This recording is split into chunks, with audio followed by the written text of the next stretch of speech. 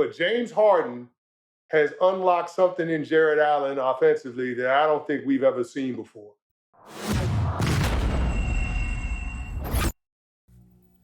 Welcome to the In My Defense podcast, where we chop it up about sports, culture, and life the way it was meant to be discussed. Bold takes, thoughtful analysis, and real talk. Nothing's personal, but in my defense. And if you're watching on YouTube, please hit that little button, like, and subscribe. And of course, it's not the In My Defense podcast unless I bring in my brother from another mother, Quentin Wright McDuffie. Yo, Q, what up? What's good, Brody? What's good? How you doing, man? I'm doing pretty good, man. Just, dog, we got to talk about one thing before we jump into the podcast, the DMV. Now, I know everybody has their DMV nightmare, war story, whatever you want to call it. But I think there was an extra level of stupid at the DMV. I tried to go over there to get my license transferred today. And the thing I don't understand about the real ID scam that they're now forcing everybody to get in order to travel and do everything else, if I have a real ID from another state, why do I have to present all of the documentation, my social security card, my passport, all of these other different things, in addition to utility bills to prove my residence? Why do I have to present all of those vital records in addition to the bills and the utilities to prove where I'm living at if I've already got a real ID from another state? I need somebody to help me with that one because I don't understand that. You're never going to understand it. The DMV is here to fuck up your day. That's what they're here to do, bro. No, I don't get it. I renewed my ID in November, and they said you have to have a real ID. So I said, hey, I'm up for renewal. Can I get a real ID? They told me no because you're not traveling in 30 days. So I'm with you. The scam is a scam, but the DMV is going to make your day much harder. But here's my point, though. I don't want to be there, and they don't want me there. Like, the people that are working there don't want me there. I walk into the DMV door, and the attendant that is directing traffic and checking everybody in, she's on 10. So I already know what kind of day this is going to be. And I'm just like, whoa. Like, I just came to transfer my license from one state to another state.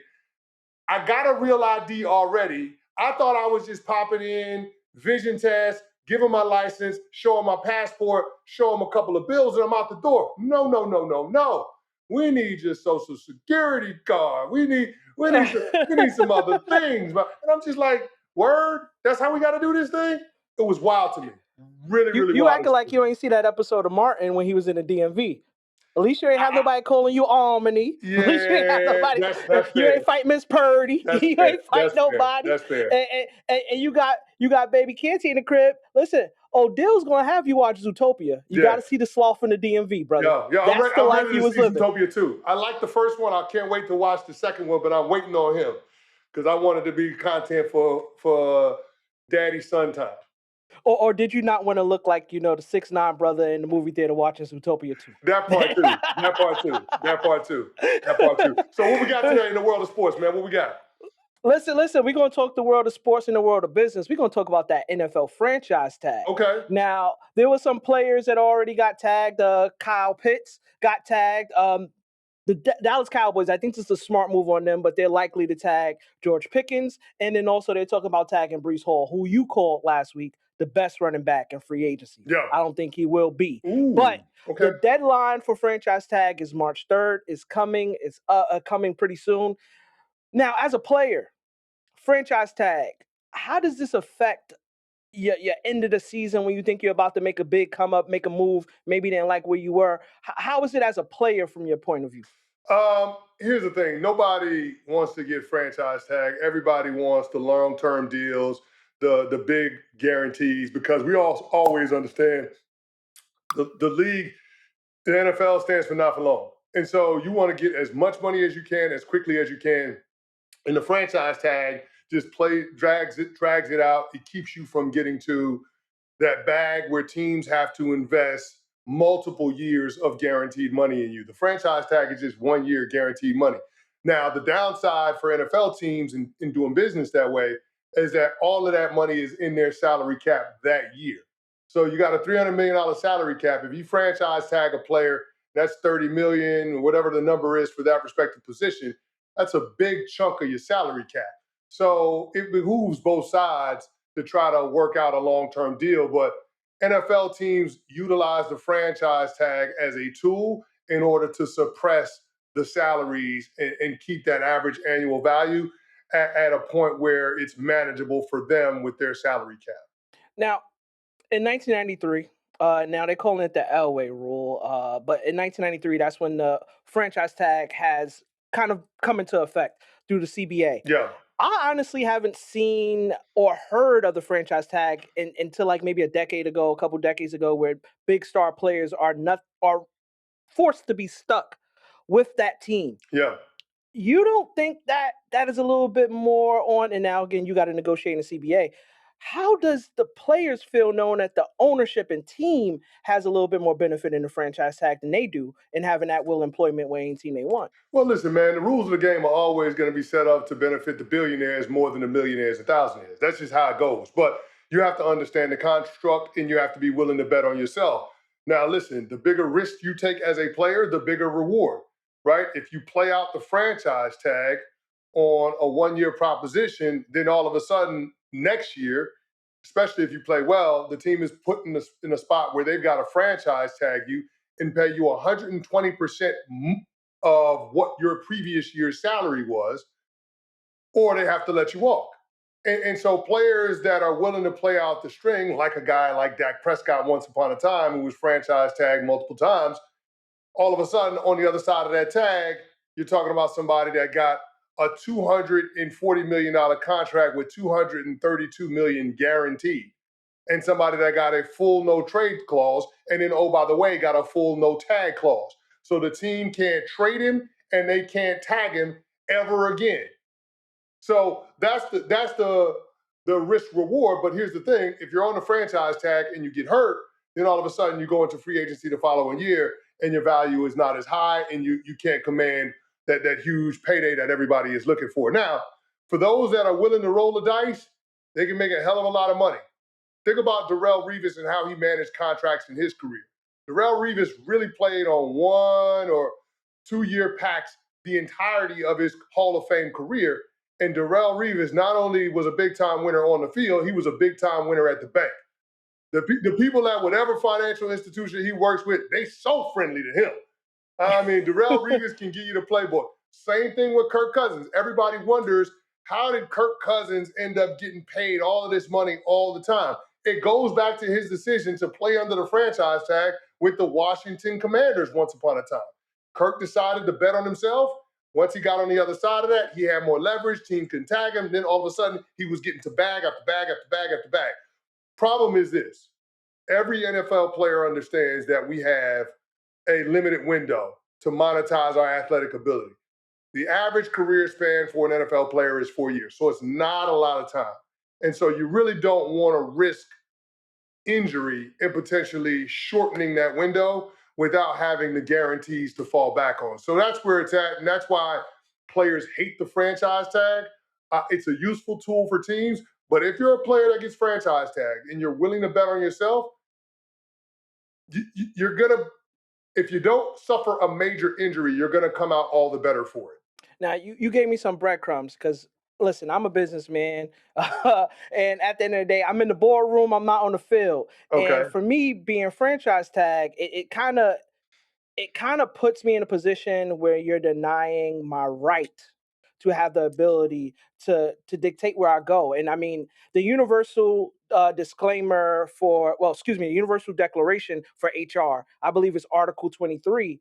It entitles you as an individual to have a right to pick where you work without any government interference, without any ownership interference from your company. I think this franchise tag is 100% going against that. Now, there's benefits for ownership. Key benefits for ownership. I mean, like you said, they get to retain their star player. You get to retain them, no problem. You get cost control. You got flexibility within your salary cap to be able to do whatever you do, bridge contract, etc. And then also the compensation part that helps you out a little bit with those non-exclusives and leaves. But for the players, like you said, it's the injury risk, it's the loss of freedom, it's the reduce earnings because maybe Breece Hall could get a bag from somewhere else right now, a big bag. Kyle Pitts in the year he just had. I mean, he kind of turned on at the end of the year, but the year he had a year worth paying him like a good tight end. As a player, you got to be tight. You have to be upset. You have to be punching the wind. You Yeah. have to be saying to ownership, like, listen, you can either pay me and keep me, but to keep doing this, we maybe get divorced kind of situation, and y'all go to counseling and counseling and counseling. Don't you see this being something that players eventually going to force the CBA to fix this and correct this, or at least fix the balance of power? Because it No, doesn't work for the players at no, all. no. It's never going to change, Uh, bro. Franchise tag is going to be a part of the NFL for the foreseeable future. We had Le'Veon Bell, his situation once upon a time where he decided that he wasn't going to sign the tag and he was going to set out a calendar year, ends up getting traded to the Jets, gets the bag, but then is never the same player because he loses a year within his prime. And when you sit out of football for a year, it is going to have a negative impact on your overall skill set. So I think that's the that is the I guess the leverage that players have, or the what's the best way to put this? That's the contingency. That's what players. That's the tool that players can have. Anytime you don't agree with what you're getting paid, you have the ability to withhold services. That's whether you decide to hold out or whatever. In the under the construct of the franchise tag, if a team tags you, you don't have to sign that deal. Remember, like when you're getting franchise tagged, your contract is over with. You're going into free agency. They put the tag on you to give themselves an opportunity to retain you at a certain number. But that's a brand new contract. And if you don't sign that contract, then technically you're not an employee, even though they still own your rights. So that's the nuance behind the franchise tag. And if you're a player and you don't agree with what the team is trying to do, the leverage that you have, the the thing that you can do is to withhold services and know that whatever that franchise tag number is still counts against that team's cap for the season. So if you think about it from this perspective, the player is not giving the team their services, and yet the team, from a competitive standpoint, still has to account for that player in their salary cap. So say you got a $300 million salary cap and a player's getting tagged at $30 million but doesn't sign the franchise tag. Now all of a sudden you got a big hole in your salary cap, but you got a $30 million cap hold for a player that's not on the field. So there's incentive on both sides to be able to work toward a long-term deal. But again, teams use the franchise tag to suppress the overall contractual value. two quick hits. Have you ever been franchise tagged? No, never been Okay. franchise tagged. Never been tagged, Any period. not even when you was little. Y'all ain't play tag when you was little, man. Nah, Jumping over man. the. I never got tagged, bro. I'm a capper. You I'm good with them shoulders, bro. I'm good with them Oh, lastly, shoulders. do you feel bad for Breece Hall? Why would I feel bad for Breece Hall? If he gets franchise tag, he's staying with the Jets another year. Yeah, I mean, if he gets franchise tag, it's gonna be nice. I mean, it's $14.5 million. Oh, I'll take that. Yeah, $14.5 million. I mean, listen, it's not. I've sat in misery for free before. I mean, So. it's not. It's not ideal, but I mean, it's a situation where he's going to be there with the team and he's going to get some money and he can go out there on a prove it deal and increase his value. The only thing that you worry about, because he plays a position that carries a lot of risk, is injury. So you Yeah. worry about him getting banged up and depreciating his value when he gets a chance to get on the open market, if he gets a chance to get on the open market. Yeah, he gonna give somebody the Earl Thomas if he get hurt. I tell you Yeah, that. yeah. If y'all don't know what the Earl Thomas is, he's a noob as well. Look and see what happened when he played for the Seahawks and he got hurt that season. Hey. There was more birds out there than the Seahawks. Oh, there was my more birds God. out there than the Seahawks. Now let's switch it to the hardwood, and we're gonna warm up for 99 problems. And I know that's the segment everybody look forward to is 99 problems. I'm gonna ask you, who do you see as your NBA MVP? We're in the second half of the season. It's starting to come, and everybody's going to show face of who they really are as contenders and pretenders. Who's the MVP? Yeah, man. Listen, it's a four-player race between SGA, Nikola Jokic, Victor Wembanyama, and Cade Cunningham. Now, the 65 game minimum for postseason accolades is going to factor in heavy. I think that Jokic can miss one more game. SGA can miss, I think, 4 more games. Victor Wembanyama can only miss a handful more games. And then Cade Cunningham, I think, can miss 11 more games. So I think that's going to factor into this. So if you're going to err on the side of caution and you want to put some coin down on who you think will win the MVP, I think Cade Cunningham is a good place to park your money because right now the Detroit Pistons have the best record in all of basketball, and Cade's usage rate is through the roof. The dude is a absolute baller. But to me, the guy that dominates the game like no other on both ends of the court is Wemby. Like Wemby would be my MVP. I think Wemby is going to be the MVP every year if he meets that 65 game minimum because he's the most unstoppable force on the offensive end and he's the most dominant force on the defensive end. All you got to do is go back and look at that game that he played against the Pistons earlier this week, and he dominated that game. Dominated that game, just the impact, the influence. There's a certain gravity that comes along with Wemby when the Spurs have the ball on the offensive end of the court. Like, think about it. The Detroit Pistons tried to collapse the defense, and the San Antonio Spurs perimeter players shot 18 of 34 on catch and shoot threes. 18 of 34. You know why they shot such a high percentage? Because they're all open looks. Because everybody on Detroit was collapsing to try to stop Victor Wembanyama. So when Wemby has the ability to impact the game in that way, and then also be able to be the ultimate eraser rim protector on the defensive end of the court, the way he allows the San Antonio perimeter players to pressure opposing ball handlers, it makes that San Antonio Spurs team that much better. And so to me, when it comes to the word value, if you think about where the San Antonio Spurs were 3 years ago and think about where they are now as a true title contender, to me, that is value. That is Victor Wembanyama. No. Before I get into my whole little soliloquy of who I think could sneak and get MVP. Now, this is a dark horse I got. It's crazy I know where you're how going. that. I know where you're going. I know where you're It's going. okay.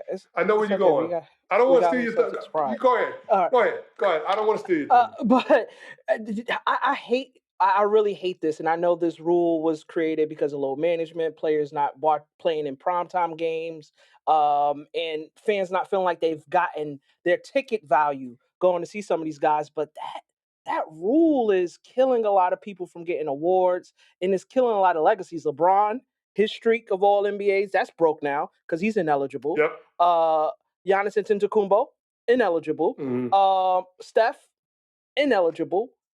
How do you think that 65 game rule is going to go forward in some other players that you see coming up for the next couple decades in their career? Anthony Edwards and those kind of guys. Like, they got to redo something with that 65 game rule. I hear you, but Michael Jordan played 80 games when he was with the Wizards. Think about how late in MJ's career that was. Like, I get it, it's a different NBA, the style of play is different, all of that other stuff, but like winning the MVP should be hard. It shouldn't be something that's easy to do. And a part of being considered the best player in the league in a given year, part of what is valuable is being out there. As Herm Edwards said once upon a time, the best ability is availability. So I don't think it's too much to ask for the MVP to play in 65 games or more. I don't.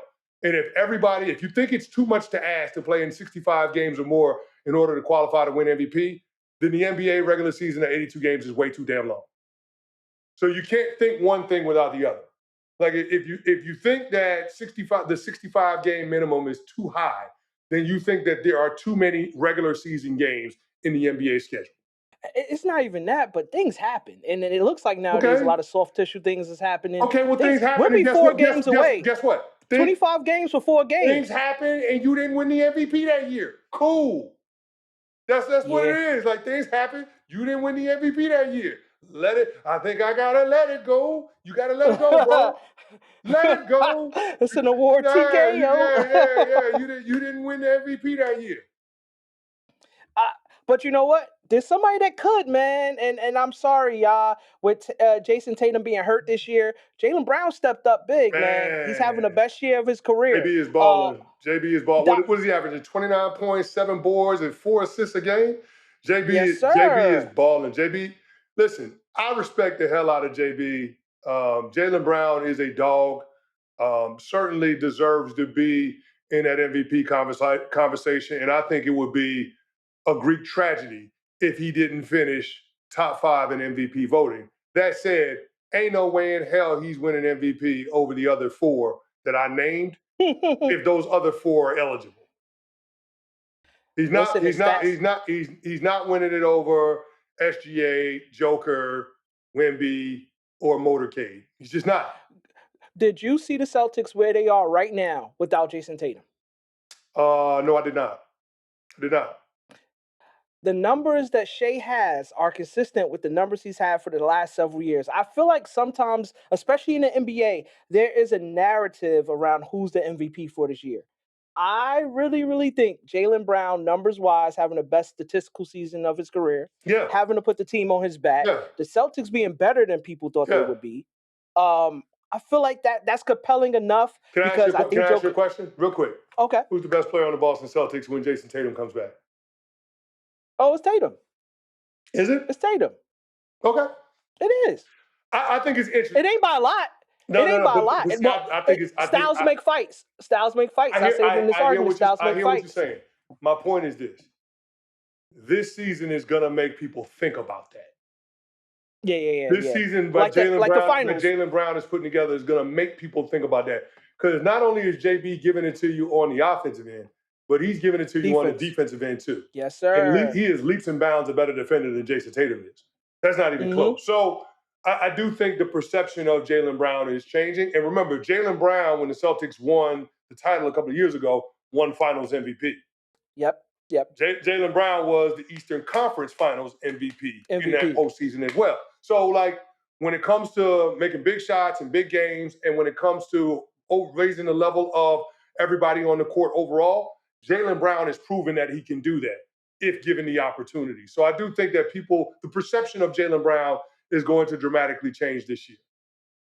Well, I'm happy you kind of agree with me, brother, at the end. I like that. No, I'm not agreeing with him. He's not going to win MVP. He's not going to win MVP. He ain't got a chance in hell at winning MVP. You agree with me a little bit, but you touched on what I was going to say, though. Styles does make fights, and if you like both sides, somebody playing both sides of the court, then you like Jaylen Brown. If you like offensive you want to give out participation trophies for MVP? Hey. No, I want to give out. I don't want to see SGA win it. I don't want to see Joker win it. Why are you hating? Cade or Jaylen. I'll take one. Why are you hating on SGA or Joker? Well, it's fatigue. It's fatigue after a while. Bro, SGA is averaging 32 points a game on 55% shooting from the field. I seen LeBron do that. I seen T-Mac do that. You know, I could throw out some names, you know. Joker is averaging 29, 12, and 10. All right, we know what they're going to average. This side of Wilt Chamberlain, what big man is averaging a triple-double like that? Stop yourself. Come on. But you know what? If somebody could pull a Nancy Kerrigan and get a couple games off both of these guys, I think we'll be good. Jaylen Brown be MVP. God. They just need 3 to 4. Oh, my God. Listen, with that being said, we got 99 problems, but a take ain't one. While we're talking about the hardwood and we're talking about basketball and we're getting to the end of the season, play-ins coming up, finals coming up soon. My wedding anniversary is around the finals, so I look forward to that. It's gonna be interesting to see how that works. Yeah, man. Listen, I give you so much praise to see how you work this whole sports commentary life and be married. It's very fun. You got to watch the game and not get cursed out at the same time. So it's very. But as long as I'm holding the baby, changing them, and feeding them while I'm watching the game, I get a pass. Yeah. Well, Mel likes sports. My wife really isn't into sports. Mel watches it with you, so that helps. That helps a ton. If you say so. Listen, my bad. We went off the Richter. 5 teams you think will make the NBA Finals? Ooh. Who you got, Canty? 5 teams. Okay, if Karl Anthony Towns heeds Shaq's advice and starts playing soft, the New York Knicks absolutely have a path to get there. I think the Boston Celtics can do it. I think the Detroit Pistons are to be taken seriously. And then I would probably go with the Oklahoma City Thunder and the San Antonio Spurs. That would be my 5 teams. The one team that I would say that could change the math a little bit with that Watch out for them Cleveland Cavaliers. Watch out for the Cleveland Cavaliers, man. They got to be healthy, though. They got to get healthy, but James Harden has unlocked something in Jarrett Allen offensively that I don't think we've ever seen before. And if Evan Mobley can come around and get right, Donovan Mitchell is playing at an all NBA level. I'm telling you, the Cleveland Cavaliers have the ingredients to go on a deep postseason run. And if they get a couple breaks here and there, they could end up being this year's version of the Indiana Pacers from last year. Well, we know what James Harden does when he get him a good lethal big man. You've seen what he did with Capela. Yeah. You've seen what he did with the Clippers. But the great part about it is James Harden doesn't have to be the guy the entire time. No. James Harden has a guy in Donovan Mitchell that's going to be there, that's going to be reliable, that can score 30 any given night. So he's got a bona fide star, number one, that can shoulder a lot of the load when it comes to scoring the basketball. And the best thing about how Cleveland is built is that they got those twin towers when healthy that can be rim protectors and, cover up for some of the deficiencies when it comes to the backcourt of Cleveland on the defensive side. Well, I'm not going to lie.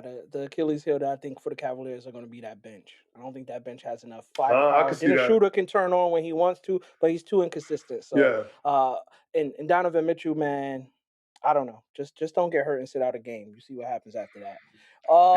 Even still, Donovan Mitchell winning. Nah, he winning because he got Coco. Even still, he winning. He winning. He got Coco. He winning. He Coco. Listen, we like to end the show the same way we start out, talking about wins and losses on and off the field for some players, but we like to keep our wins and losses to the very end and keep you tuned in. Canty, for this week, what's your loss for the week? So it's interesting. My win and loss comes from the same thing, actually. It's the U.S. men's hockey team going out there in the Winter Olympics and beating Team Canada in overtime 2-1. Jack Hughes with the game-winning goal. It was awesome to watch them perform throughout the entirety of the Olympics. They had 18 penalty kills in the Olympics, including 3 in the gold medal game against Canada. The special teams was absolutely phenomenal. Connor Hellebuck stood on his head. And I just thought overall it was a really, really good performance, something that we all can be proud of. The loss therein, though, was the call that the team had with President Trump after they won the gold medal game over Canada, where President Trump was disparaging when it comes to inviting the USA's gold medal winning women's hockey team to the White House as well to celebrate them. I would call it a loss because the players on the men's team didn't react appropriately in terms of supporting the women's team. When somebody makes a joke or does a cat call and you laugh or you respond in kind and jest and you don't call it out, you don't check it, other men need to call you out for not doing it. So celebrating the men's team, but also calling out the men's team, they got to do a better job of showing respect and demanding respect for their female counterparts and the gold medal winning U.S. women's hockey team, who also beat Canada, by the way. Listen, they got to speak up. You know what I mean? If you don't stand up for something, you don't stand for nothing. Yeah, so, for sure. Hopefully they do. And you know what? I'll follow in your pattern and I'll do a win-loss at the same time. You know what I would have loved? You know what I would have loved to see? And I know this is going to sound. I know this is a lot to put on players to be this self-aware, especially young guys. You're talking about guys in their 20s and early 30s. But when that moment happens in the locker room after you have the highest of highs and celebrating winning the gold, just understand you have a huge platform and the world is watching. Remember the Mexico City Olympics when the world was watching and John Carlos throws the fist in the air. Remember those you know what I'm saying? When the world is watching and you have an opportunity to make a statement, I would have loved to see our men's hockey team do that. And the fact that not only did they not do it on the phone call in the locker room, but they then turned around and went to the State of the Union address and allowed the president to use them as props and still did not call out the president for disparaging the U.S. women's hockey team that also won the gold medal. To me, it's just that's lowbrow. No, listen. I'm with you, and the Hughes brothers. I got a bone to pick with you guys because I'm always at Devils games. I got those. Come on, y'all gotta get y'all life together. It was 2 on the team, I believe. It wasn't all 3, but no, yeah, it's I can still three in trump the somebody. three in the league. Yeah, 3 in the league, but I think 2 was only on the team. Yeah. The 2 best, which was Jack and his big bro that doesn't play for the Devils. It was Quinn, right? Jack and Quinn. Yeah, Quinn. Yeah, Jack and Quinn. Now I'll tell you, my loss of the week is a double loss, and it's a winning loss. It's all Lakers. My win for the week is LeBron being the first player ever to get to 40,000 points. Ooh. As a brother that was told he's a passer, not a scorer, 40,000 points, and it's unreachable. I think it's going to be unreachable unless somebody can be bionic. And it's never going to happen because who's going to come in the league at 18? Who's going to come in the league at 18 and not get hurt and not be consistent? But Cooper Flag came in the league at 18. Okay, let's see what happens. Let's see. Cooper Flag. Cooper Flag is nice, dog. Yeah, but black don't crack. Let's see what happens in 5 years. Oh, wow. But let's see. Listen, I'm a Braun fan. I'm sticking up for Braun. You know what I mean?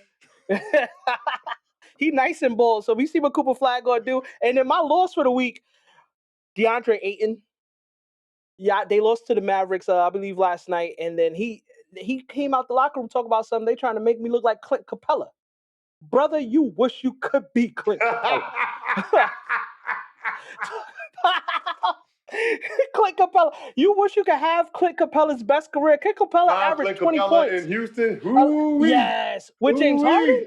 And even when he went to Atlanta, he still was a good 15 and 10. Oh yeah. DeAndre Ayton, brother, do not complain. Play your role. In the words of a wise man that averaged 40,000 points, that got 40,000 points, you either fit in or you fit out. I'm gonna say this, DeAndre Ayton, as a Lakers fan, you are the center for the Los Angeles Lakers. No, yeah, say no more. Say no more. Just be happy being the center for the Los Angeles Lakers. If you're a center for the Lakers, it usually work out for you. Just be happy with that. Listen, the best. Oh my God, this guy. Canty, tell them where they can find you. Man, you can find me at Chris Canty 99 on all social media platforms. Also, you can find me on the In My Defense podcast, right here. And you can find me on Unsportsmanlike on ESPN Radio, ESPN2, ESPNU, weekdays from 6 to 10 a.m. Q, what about you? You can find me at QE Beeman. QE_Beeman1. I got to make sure I say that because y'all be forgetting, the QE_Beeman1 on all social media platforms. And you can also find me here on In My Defense Pod. Like Canty said, please like, subscribe. We thank you guys for joining the community. And as we always say, there's never nothing personal, but in our defense.